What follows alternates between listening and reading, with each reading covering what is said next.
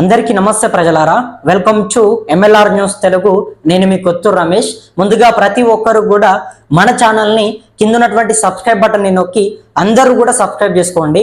ఇక తమిళనాడు రాజకీయాలకు సంబంధించి ఏదైతే విజయ్ తలపతికి సంబంధించి గత కొన్ని రోజులుగా మనం చూస్తూ ఉన్నాం. ఏదైతే తమిళనాడు ఎన్నికలు జరగడం, ఆ ఎన్నికల్లో దాదాపు ఎవరు కూడా ఊహించినట్టుగా విజయ్ దాదాపు 108 స్థానాల్లో ఆయన విజయం సాధించడం, ప్రతి కార్యకర్తలని కూడా కలుపుకొని చిన్న చిన్న పేదవాళ్లకు, ఆటో డ్రైవర్లకు కానీ అదేవిధంగా ఇంకా వేరే పేద ప్రజలందరికీ కూడా అక్కడ సీట్లు ఇచ్చే ప్రయత్నం చేశాడు. తన పార్టీ నుంచి వాళ్ళని పోటీ చేపించి వాళ్ళందరికీ కూడా టికెట్ ఇవ్వడమే కాకుండా వాళ్ళందరికీ అండగా ఉండి టీవీకే పార్టీ తరఫు నుంచి దాదాపు 108 సీట్లని విజయ్ అక్కడ గెలిపించుకోగలిగాడు. తమిళనాడులో అసలు విజయ్ని ఏదైతే స్టాలిన్ కావచ్చు, పళనిస్వామి కావచ్చు, వీళ్ళందరూ కూడా పెద్ద పట్టించుకోలేదు. అరే వచ్చాడు కదా చేసుకుంటూ వెళ్ళిపోతాడు కావచ్చు, అసలు ఆయన మనకు లెక్కలోకి కూడా రాడు. ఏదో సినిమాల నుంచి వచ్చాడు, సినీ ఇండస్ట్రీ నుంచి వచ్చాడు, ఏదో కొత్తగా చూస్తా ఉన్నాడు, ఏదో ఒక 10 సీట్లు 5 సీట్లు వస్తాయి కావచ్చు అని చెప్పేసి వీళ్ళు ఆయన పెద్దగా పట్టించుకోలేదు. తర్వాత ఏదైతే కొన్ని అక్కడక్కడ వచ్చినటువంటి వార్తల్లో కూడా, ఎగ్జిట్ పోల్స్ లో కూడా మనం చూసుకుంటే గనక విజయ్ ఎవరూ కూడా ఊహించినట్టుగా వాళ్ళ అంచనాలకు మించి ఏకంగా టీవీకే పార్టీ దాదాపు 108 స్థానాలని గెలుచుకునే ప్రయత్నం చేసింది. అయితే ఏదైతే అన్నా డిఎంకే అదేవిధంగా డిఎంకే 2 పార్టీలని కూడా ప్రజలందరూ పక్కన పెట్టేసి విజయ్కి పట్టం కట్టాలి, విజయ్ని మనం గెలిపించుకోవాలి అని చెప్పేసి విజయ్ని కుర్చీలో కూర్చోబెట్టడానికి ప్రజలందరూ కూడా వాళ్ళ ఓట్లని మొత్తం కూడా విజయ్ పార్టీకి వేసి విజయ్ని కూర్చోబెడదామని చెప్పేసి ఒక ఆలోచనలో ఉన్నారు. సో విజయ్కి దాదాపు కొన్ని లక్షల మంది ప్రజలు ఓట్లు వేసి ఈయనే మాకు కావాలి, విజయ్ పాలన అయితే మాకు బాగుంటుంది, ఇక ఈ పార్టీతో మేము ఈ పాలన చూసాము, మాకు మొత్తం కూడా విరక్తి వచ్చిపోయింది, విజయ్ వస్తే గనక మా బ్రతుకులు మారుతాయి, మా తలరాతలు మారుతాయి అని చెప్పేసి తమిళనాడు మొత్తం కూడా అందరూ ప్రజలు మొత్తం కూడా విజయ్ తలపతికి, తన పార్టీ అయినటువంటి టీవీకేకి ఓట్లు వేశారు. దాదాపు ఎక్కడ కూడా చరిత్రలో మనం చూసుకుంటే విజయ్ కేవలం 2 సంవత్సరాలే అతి తక్కువ సమయంలో పార్టీని పెట్టి దాదాపు ఇన్ని స్థానాలను గెలిపించుకొని అధికార పార్టీని, ప్రతిపక్ష పార్టీని, గత కొన్ని సంవత్సరాలుగా అధికారంలో ఉన్నటువంటి పార్టీలని, ప్రతిపక్షంలో ఉన్నటువంటి పార్టీలని, పెద్ద పార్టీలు కదా, రాజకీయ నాయకులందరూ కూడా రాజకీయంగా అనుభవం ఉన్నటువంటి వ్యక్తులు, ఏదైతే పళనిస్వామి కావచ్చు, అదేవిధంగా స్టాలిన్ కావచ్చు, వీళ్ళంతా కూడా రాజకీయంగా చాలా అనుభవం ఉన్నది, పదవులు అనుభవిస్తూ ఉన్నారు, అధికారంలోకి వస్తూ ఉన్నారు. సో ఇంత జరుగుతున్నటువంటి వేళ ఒక్కసారిగా విజయ్ అక్కడికి ఎంట్రీ ఇవ్వడంతో వచ్చాడు వెళ్ళిపోతాడులే, ఎలాగొచ్చాడో అలాగే వెళ్ళిపోతాడులే అని వాళ్ళందరూ కూడా అనుకోవడం జరిగింది. తర్వాత తీరా చూస్తే సీన్ మొత్తం కూడా రివర్స్ అయిపోయింది. ప్రజలందరూ కూడా విజయ్ వైపు మళ్ళారు. ఎందుకు? వాళ్ళ పాలన నచ్చక విజయ్ వస్తే గనక మన బ్రతుకులు మారతాయని చెప్పేసి వాళ్ళు విజయ్కి అవకాశం ఇస్తే ఇవాళ విజయ్ ప్రమాణ స్వీకారం చేయకుండా కొంతమంది అడ్డుపడుతున్నట్టుగా తెలుస్తుంది. మరి ఇది ప్రజాస్వామ్యానికి, ప్రజల ఓట్లన్నిటికీ కూడా వ్యతిరేకంగా కనబడుతుంది. ఎందుకంటే దాదాపు 108 స్థానాల్లో లక్షల మంది, కోట్ల మంది ప్రజలు టీవీకే పార్టీ నాయకులకి ఓట్లు వేసి ఆ పార్టీని గెలిపించాలని చెప్పేసి ప్రజలు అనుకున్నారు. సో ప్రజల తీర్పుని ఎవరైనా సరే దాన్ని ఆమోదించాల్సిందే. ప్రజలు ఇవాళ అత్యధికంగా ఓట్లు పడ్డది టీవీకే పార్టీకి. మరి అటువంటి టీవీకే పార్టీని మరి ఏర్పాటు చేయండి, ఇక ప్రమాణ స్వీకారానికి అన్ని ఏర్పాట్లు చేయండి అని చెప్పేసి విజయ్ వెళ్ళి గవర్నర్ని కలిసే ప్రయత్నం చేశాడు. ఆయనను కలిస్తే లేదు మీ దగ్గర 108 సీట్లు మాత్రమే ఉన్నాయి, ప్రభుత్వ ఏర్పాటు చేయాలంటే మొత్తం కూడా 118 సీట్లు కావాలని చెప్పి గవర్నర్ చెప్పడం జరిగింది. ఎస్, వాస్తవమే, విజయ్ ఖచ్చితంగా విజయం అంటే మొత్తం కూడా గమ్యస్థానం దగ్గరికి వెళ్ళాడు, కానీ కొంతలో గ్యాప్ వచ్చింది. 118 స్థానాలకు 108 స్థానాలు వచ్చినాయి. సో అందులో కూడా ఒకటి విజయ్ 2 స్థానాల్లో పోటీ చేశాడు కాబట్టి ఒకదానికి రాజీనామా చేస్తాడు. తర్వాత ఇంకొకటి ఏదైతే అసెంబ్లీ స్పీకర్ గా తన శాసనసభలో ఏర్పడినటువంటి వ్యక్తి ఉంటాడో ఆయనకు ఓటు వేసేటటువంటి అవకాశం ఉండదు కాబట్టి మొత్తం 106 సీట్లకు విజయ్ పార్టీకి పడిపోతుంది. సో 106 సీట్లకు కాంగ్రెస్ పార్టీ నుంచి కూడా 5 మంది ఎమ్మెల్యేలు కూటమిగా తనకు మద్దతు తెలుపుతా ఉన్నామని చెప్పేసి కాంగ్రెస్ కూడా ప్రకటించింది.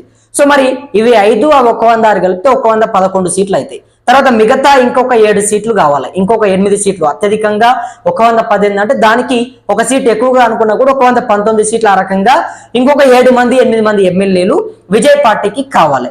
సో మరి గవర్నర్ ఏం చెప్తా ఉన్నాడు అంటే, మీరు అందరినీ కూడా 118 ఎమ్మెల్యేలని చూపెడితేనే 118 మంది ఎమ్మెల్యేల సంతకాలని పెడితేనే ప్రభుత్వ ఏర్పాటుకు మేము ఆమోదిస్తాము, అప్పుడే మిమ్మల్ని ముఖ్యమంత్రిగా ప్రమాణ స్వీకారం చేయిస్తామని చెప్పేసి ఆయన చెప్పే ప్రయత్నం చేస్తా ఉన్నాడు. సో మరి ఎవరు అంటే గవర్నర్ వెనుక ఏమైనా ప్రధానమంత్రి నరేంద్ర మోడీ ఉన్నాడా, లేకపోతే అమిత్ షా ఉన్నాడా? సో ఏం జరుగుతుంది అసలు? విజయ్ని ఒక ప్రజాస్వామ్యబద్ధంగా ప్రజలందరి చేత ఎన్నుకోబడినటువంటి నాయకుడు, ప్రజలు కోరుకున్నటువంటి నాయకుడు, ప్రజల నుంచి వచ్చినటువంటి నాయకుడు, మరి అటువంటి తలపతి విజయ్ని ఎందుకు అధికారంలోకి రానివ్వడం లేదు? ప్రజల తీర్పే కదా, ప్రజలందరూ కూడా ఇచ్చినటువంటి తీర్పుని ఇవాళ రాజ్యాంగబద్ధంలో ఉన్నటువంటి ఒక వ్యక్తి ఎందుకు గౌరవించడం లేదు?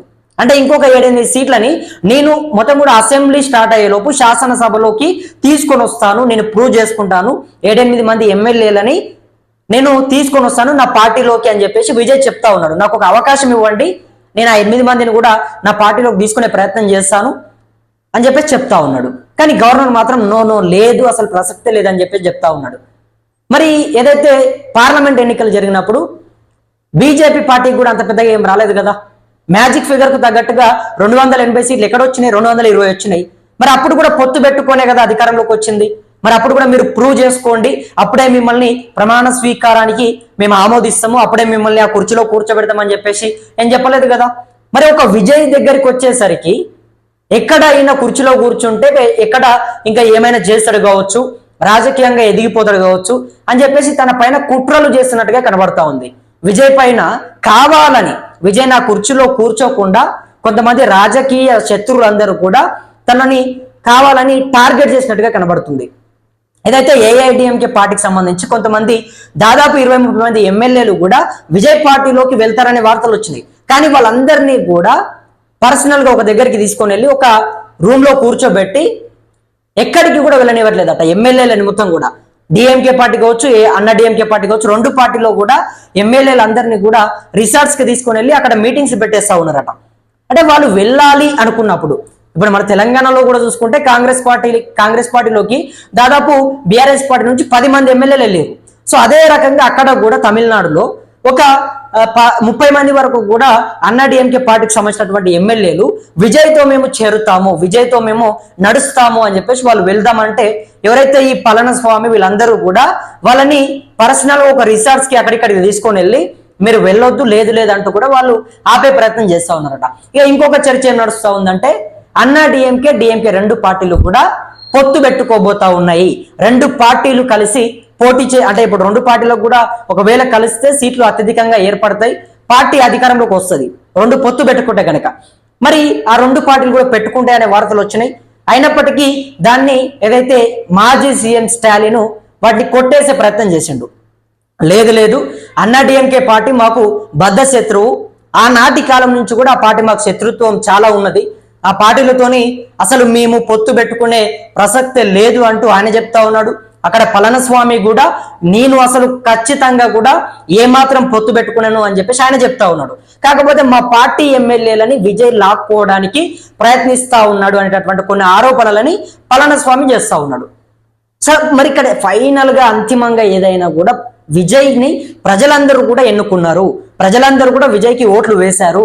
సో కాబట్టి మరి విజయే ఖచ్చితంగా కుర్చీలో కూర్చోవడానికి గవర్నర్ ఆమోదించాలి, విజయ్కి కొంత సమయం ఇవ్వాలి. గవర్నర్ ఎందుకు ఈ రకంగా విజయ్ విషయంలో కరాఖండిగా ఇంత సీరియస్ గా కూర్చున్నాడు అంటే వేరే దగ్గర ఎన్నికలు జరిగినప్పుడు కూడా కొంత సీట్లు తక్కువ వచ్చినప్పుడు వేరే రాష్ట్రంలో కూడా ఇదే మాదిరిగా ఎన్నికలు జరిగినాయి, విజయ్కి వచ్చినట్టే అక్కడ కూడా ఓట్లు వచ్చినాయి. అంటే అధికారికంగా రావాల్సినటువంటి ఏవైతే సీట్లు మెజారిటీ సీట్లు ఉంటాయో అవి రాలేదు. కానీ గవర్నర్స్ అక్కడ ఏం చెప్పారు, మీరు అధికారికంగా ఇంకా ఎన్ని సీట్లు మీకు కావాలో అన్ని సీట్లను మీరు ఏర్పాటు చేసుకోండి అని చెప్పేసి వాళ్ళకు సమయాన్ని ఇచ్చి అదేవిధంగా ప్రమాణ స్వీకారానికి కూడా తేదీలని ఖరారు చేసే ప్రయత్నం చేశారు. అంటే వేరే దగ్గర మాత్రం ఒక న్యాయము, విజయ్ దగ్గరికి వచ్చేసరికి ఒక న్యాయం. ఇది ఎంతవరకు సమంజసం ఒక్కసారి మీరు ఆలోచన చేసుకోండి. ఎందుకంటే ఆయన ఇవాళ గ్రౌండ్ లెవెల్లో చాలా కష్టపడి అనేక ఇబ్బందులు ఎదుర్కొని అనేకమైనటువంటి సవాళ్ళను ఎదుర్కొని ప్రజలందరికీ కూడా మంచి పాలనని అందిస్తాను అని చెప్పేసి అధికారంలోకి రావడం జరిగింది. సో ప్రజలందరి మనసులని గెలుచుకొని ప్రజలందరికీ కూడా మంచి మంచి పథకాలని అమలు చేస్తానని చెప్పేసి చెప్పడం జరిగింది. సో పథకాల విషయంలో కూడా చర్చలు జరుగుతూ ఉన్నాయి. విజయ్ 2500 ఇస్తా అన్నాడు. సో అది కుదరని పని. విద్యకి ఇస్తా అన్నాడు, రైతు భరోసాకు రకరకాల హామీలు ఇచ్చాడు కాబట్టి అవన్నీ కూడా కుదరవు. రుణమాఫీ కావచ్చు, అదేవిధంగా ఎడ్యుకేషన్కి సంబంధించి కావచ్చు, ప్రతిదీ కూడా సాధ్యమయ్యేటటువంటి హామీలు కావు అంటూ కూడా కొన్ని విమర్శలు వస్తూ ఉన్నాయి. కానీ ఎందుకు సాధ్యం కావు అంటే అంత ఈజీగా మనం చెప్పే హక్కు కూడా మనకు లేదు. ఎందుకంటే విజయ్ దగ్గర కోట్ల రూపాయలు ఉన్నాయి, కొన్ని వందల కోట్లు ఉన్నాయి, అంతకుమించి కొన్ని వేల కోట్ల రూపాయలు ఉండొచ్చు, ఉన్నాయి కూడా అనే ఆరోపణలు వస్తూ ఉన్నాయి. ఎందుకంటే ఆయన ఒక సినీ యాక్టర్ కాబట్టి ఒక సినిమా ఇండస్ట్రీలో ఓ పెద్ద మంచిగా నడుస్తూ ఉంది, సినిమాలో మంచి ఒక హీరోగా తన రోల్ని కొనసాగించాడు కాబట్టి దాంట్లో కూడా కొన్ని కోట్ల రూపాయలని విజయ్ సంపాదించుకున్నాడు కావచ్చు, ఆ డబ్బులని ప్రజల కోసం ఖర్చు పెడతాడు కావచ్చు, ఎవరు చెప్తారు? ఎందుకంటే విజయ్ దగ్గర లక్షల కోట్ల రూపాయలు కూడా ఉండొచ్చు డెఫినెట్ గా. ఆయన సినిమా ఇండస్ట్రీలో కష్టపడి డబ్బులు సంపాదించుకున్నాడు. సో ఆ డబ్బులని ప్రజల కోసం నేను ఖర్చు పెడతానని చెప్పేసి ఆయన ఆలోచన చేసింది కావచ్చు, ఎవరికి తెలుసు? ఎందుకంటే ఇప్పుడు ప్రమాణ స్వీకార కార్యక్రమం ఏదైతే ఉంటుందో దానికి కూడా నేనే డబ్బులు పెట్టుకుంటా, పార్టీ ఫండ్ పెడతాము, ప్రజల సొమ్ము వద్దు అని చెప్పేసి విజయ్ చెప్పడం జరిగింది. ఎందుకంటే అంత గొప్ప నిర్ణయం తీసుకున్నటువంటి వ్యక్తి మరి ఇంకా ఆయన దగ్గర ఉన్నటువంటి డబ్బుని పెడతాడు కావచ్చు. ఎందుకంటే మీరందరూ కూడా ఆలోచన చేస్తూ ఉన్నారు కదా, ఆ హామీలని సాధ్యం కాలేవు, అవన్నీ కూడా డబ్బులు సరిపోవు, బడ్జెట్ సరిపోదు హామీలకు అని చెప్పేసి కొంతమంది చెప్తా ఉన్నారు. కానీ విజయ్ పర్సనల్ గా పెట్టుకుంటాడు కావచ్చు అనే ఆరోపణలు కూడా, కొన్ని అంశాలు కూడా తెరపైకి వస్తూ ఉన్నాయి.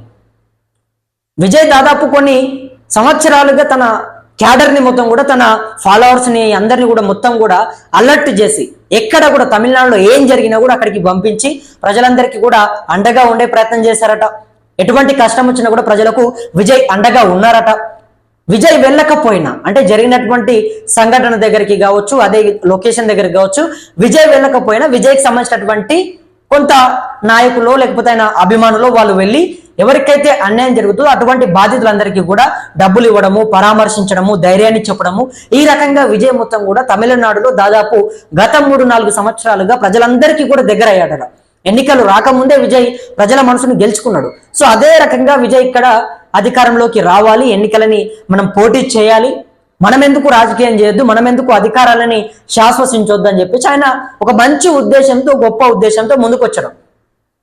సో మరి అటువంటి వ్యక్తిని ఇవాళ ఇంతమంది రాజకీయ శత్రువులందరూ కలిసి తన పైన కుట్ర పడుతూ ప్రజలందరూ కూడా ఇచ్చినటువంటి తీర్పుని పక్కన పెట్టి, లేదు లేదు నువ్వు అధికారంలోకి రావడానికి వీలు లేదు, నీకు ఇంకా 7-8 ఎమ్మెల్యే సీట్లు కావాలి, అవి తీసుకొని వస్తేనే 118 మంది ఎమ్మెల్యేల చేత నువ్వు సంతకం పెట్టిస్తేనే నిన్ను ప్రభుత్వ ఏర్పాటుకు సిద్ధం చేసి మొత్తం కూడా ప్రమాణ స్వీకారం చేయిస్తామని చెప్పేసి గవర్నరు కొంత చెప్పే ప్రయత్నం చేస్తా ఉన్నట.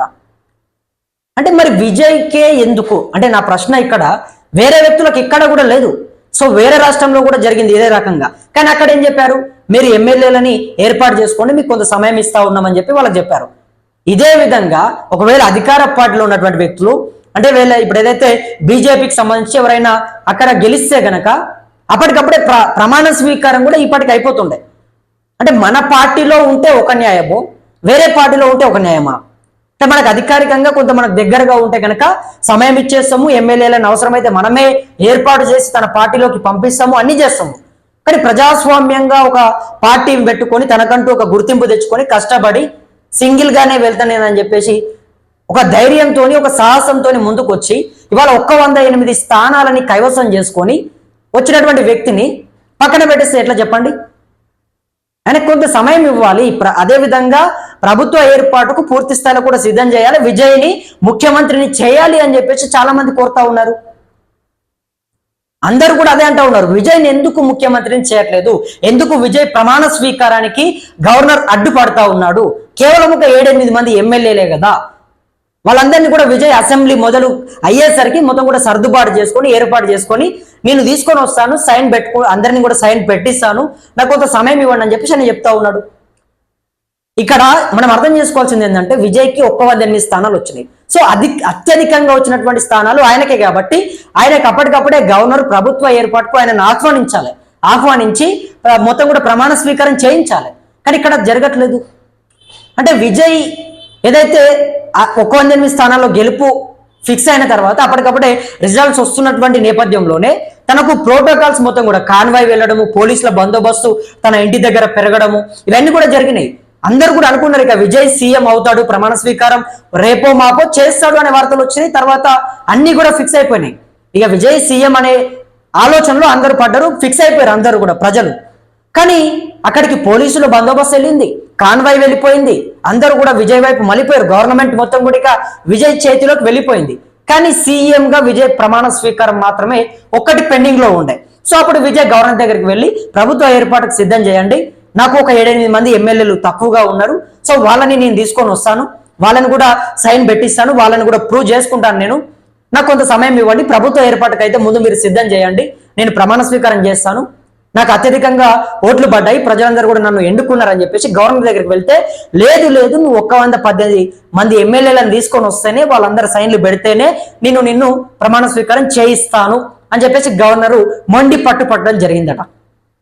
గవర్నర్ ఈ మాట చెప్పిన తర్వాత విజయ్కు ఉన్నటువంటి కాన్వాయ్ గాని, పోలీసు అధికారులు గాని, బందోబస్తు గాని మొత్తం కూడా వెనక్కి వెళ్ళిపోయినాయట. విజయ్ మొత్తం కూడా కన్నీటి పర్యంతం అయితే మొత్తం కూడా ఎమోషనల్ గా, బాధగా అక్కడి నుంచి తన ఇంటికి వెళ్ళిపోయే ప్రయత్నం చేసిండట.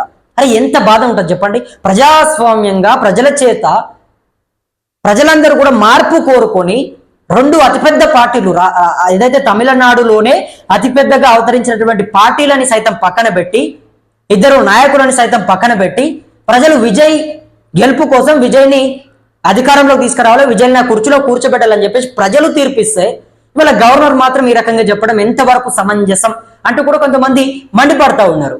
మరి ఇటువైపు ఏమో అన్నా డిఎంకే 2 పార్టీలు పొత్తు పెట్టుకొని వాళ్ళు అధికారంలోకి వస్తారు, విజయ్ని గెలవనివ్వకుండా, విజయ్ని కుర్చీలో కూర్చొనివ్వకుండా వాళ్ళు కుట్ర పన్నుతా ఉన్నారు అనే ఆరోపణలు కూడా వచ్చినాయి. కానీ దీనికి మాజీ సీఎం స్టాలిన్ ఒక క్లారిటీ ఇచ్చే ప్రయత్నం చేసిండు. ఆయన ఏం చెప్పడం జరిగింది, లేదు మా ఇద్దరి కూడా బద్ధ శత్రువులు, మేము కలిసే ప్రయత్నం చేయము, అది భవిష్యత్తులో కాదు, ఎప్పుడు కూడా జరగదు అని చెప్పేసి ఆయన క్లారిటీ ఇస్తా ఉన్నాడు. కానీ విజయ్కి కావాల్సింది కేవలం ఒక 8 మంది ఎమ్మెల్యేలు. 8 మంది ఎమ్మెల్యేలు కనుక ఇప్పుడు విజయ్ దగ్గరికి వస్తే, వేరే పార్టీల నుంచి ఆయన పార్టీలోకి వచ్చి కనుక కలిస్తే, విజయ్ ఇప్పుడు మళ్ళీ ప్రభుత్వ ఏర్పాటు సిద్ధమవుతుంది, ఆయన పూర్తిగా కూడా ప్రమాణ స్వీకారం కూడా చేస్తాడు. అంతే జరిగింది. దాదాపు 90 మెట్లు ఎక్కేసిండు, కేవలం ఒక 10 మెట్లు మాత్రమే పెండింగ్ లో ఉన్నాయి. సో ఆ 10 మెట్లు గనక విజయ్ ఎక్కుతే కుర్చీలో కూర్చోగలుగుతాడు. సో 10 మంది దగ్గరనే విజయ్ చిక్కుల్లో పడ్డాడు. సో విజయ్కి 10 మంది ఎమ్మెల్యేలు తక్కువ అయిపోతా ఉన్నారు. సో 8 మంది, మినిమం 8 మంది ఎమ్మెల్యేలు అయినా కూడా విజయ్ ప్రమాణ స్వీకారం చేస్తాడు. సో ఇది తమిళనాడులో జరుగుతున్నటువంటి పరిణామం. మరి దీనిపైన మీరేమనుకుంటా ఉన్నారు? విజయ్ వల్ల నిజంగా ముఖ్యమంత్రి కావాలి అని చెప్పేసి అక్కడి ప్రజలంతా కూడా కోరుకున్నారు, అక్కడి యువత అందరూ కూడా కష్టపడ్డారు, అక్కడి కార్యకర్తలందరూ కూడా టీవీకే పార్టీకి సంబంధించి చాలా సైలెన్స్ గా వెళ్ళింది, ప్రజల్లోకి చాలా సైలెంట్ గా వెళ్ళి వైలెంట్ గా రిజల్ట్స్ మాత్రం నిజంగా విజయ్ అప్పట్లో ఒక డైలాగ్ చెప్పాడు, సింహం సింగిల్ గా వస్తుంది, పందులు కుక్కలు గిక్కలు అన్ని కూడా అడవిలో ఉంటాయి, బట్ సింహం మాత్రం సింగిల్ గా వస్తుంది అని చెప్పేసి ఆయన ఒక డైలాగ్ చెప్పడం జరిగింది. అదే మాదిరిగా ఏదైతే రిజల్ట్స్ లో కూడా విజయ్ చాలా అందరూ ఊహించినట్టుగా, అందరూ కూడా అనుకోనట్టుగా, కళలో కూడా అనుకోనట్టుగా, అదేవిధంగా ఏదైతే స్టాలిన్ కావచ్చు, పళనిస్వామి కావచ్చు, వీళ్ళందరికీ కూడా దిమ్మ తిరిగే విధంగా 108 స్థానాలని గెలిచి చూపించుకునే ప్రయత్నం చేశాడు. ఆయన గెలిచిన తర్వాత మొత్తం కూడా సినీ ఇండస్ట్రీ, రాజకీయ నాయకులు, మన తెలుగు రాష్ట్రాల నాయకులు ప్రతి ఒక్కరు కూడా విజయ్ నువ్వు గెలిచావు, సీఎం అయ్యావు, సీఎం అవుతున్నావు, కంగ్రాచులేషన్స్ అంటూ మొత్తం కూడా ట్వీట్స్, సోషల్ మీడియా పోస్టులు, మొత్తం కూడా సోషల్ మీడియా దద్దరిల్లిపోయింది, అటు సినీ ఇండస్ట్రీ, ఇటు పొలిటికల్ ఇండస్ట్రీ. మరి విజయ్ని మాత్రం ఇప్పుడు సీఎం కాకుండా కొంతమంది అడ్డుపడతా ఉన్నారు, కొంతమంది కుట్ర చేస్తా ఉన్నారు. సో ప్రజా తీర్పుకు వ్యతిరేకంగా ప్రజల తీర్పుని పక్కన పెడతా ఉన్నారు అనేది ప్రధానంగా మనకు కనబడతా ఉంది. సో మరి దీనిపైన మీరేమనుకుంటా ఉన్నారు? విజయ్ సీఎం కావాలా? నిజంగానే విజయ్ సీఎం కావడానికి అడ్డుపడతా ఉన్నారా? విజయ్ని సీఎం కాకుండా, అంటే కొత్తగా వచ్చాడు కాబట్టి రాజకీయంగా ఎక్కడ ఎదుగుతాడో ఈయనని ఎదగనివ్వద్దని చెప్పేసి ఎవరైనా శత్రువులు కుట్ర చేస్తా ఉన్నారా? సో దీనిపైన మీ అభిప్రాయం ఏంటి? మీరేమనుకుంటా ఉన్నారు? కింద మీ అభిప్రాయాన్ని కమెంట్ బాక్స్ లో కమెంట్ చేయండి. అదే విధంగా మీ గ్రామంలో కానీ, మీ బస్తీలో కానీ ఎక్కడ ఎటువంటి సమస్యలు ఉన్నా కూడా, మిమ్మల్ని ఎవరైనా ఇబ్బంది పెట్టినా, మీకు ఏమైనా సమస్యలు ఉన్నా, ఏమి జరిగినా కూడా మన దృష్టికి తీసుకురండి. కింద వాట్సాప్ నంబర్ ఉంటుంది, ఆ నంబర్కి వీడియో తీసి పెట్టండి. అదేవిధంగా కింద ఒక టెక్స్ట్ లైన్ రాసి పెట్టండి. మీకు ఏం జరిగినా కూడా నష్టం దానికి పెట్టే ప్రయత్నం చేయండి. తప్పకుండా మీ అందరి తరపున, మీ అందరి గొంతై రాష్ట్ర ప్రభుత్వాన్ని, నాయకులని, పాలకులని అందరినీ కూడా ప్రశ్నించడానికి ఇక్కడ నేను సిద్ధంగా ఉంటాను. కాబట్టి మరి ఏమైనా ఉంటే మన దృష్టికి తీసుకొచ్చే ప్రయత్నం చేయండి, మాట్లాడదాం. అదేవిధంగా మన ఛానల్ కూడా ప్రతి ఒక్కరూ సబ్స్క్రైబ్ చేసుకొని మనకు అండగా ఉంటారని చెప్పి మనస్ఫూర్తిగా వేడుకుంటూ నేను మీ కొత్తూరు రమేష్. ధన్యవాదాలు మిత్రులారా.